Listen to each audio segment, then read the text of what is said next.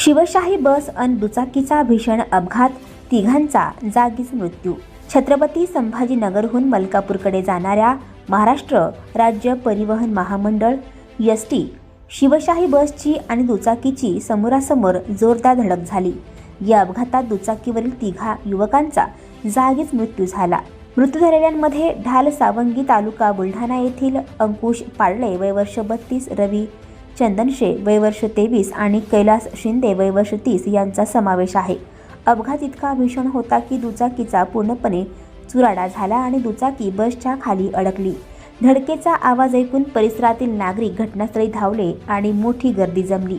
ही घटना धाड ते कर्डी मार्गावरील पुलाजवळ सायंकाळी सुमारे 4:50 सुमारास घडली। मलकापूर आगाराची बस क्रमांक MH06 BW 3638 कर्डी येथे पुलावर आली असताना बस आणि दुचाकी क्रमांक MH28 DZ 7242 समोरासमोर धडक झाली।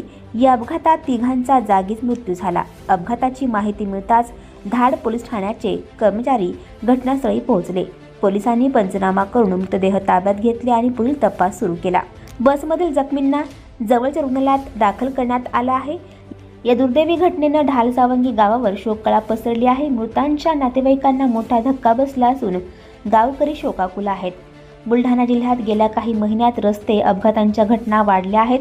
भरधाव वाहने, रस्त्यांची खराब स्थिती आणि वाहतूक नियमांचं उल्लंघन हे अपघाताचं मुख्य कारण मानलं जातं। या अपघातामुळे पुन्हा एकदा रस्ता सुरक्षा आणि वाहतूक नियम पालनावर प्रश्न उपस्थित झाले आहेत। धाड पोलीस अधिक तपास करत असून लवकरच अपघाताचं नेमकं कारण स्पष्ट होईल। आणखी नवनवीन व्हिडिओ पाहण्यासाठी आताच आमच्या स्टार TV 9 चॅनलला सबस्क्राईब करा, लाईक करा, शेअर करा। ब्युरो रिपोर्ट, स्टार TV 9, धाड, बुलढाणा।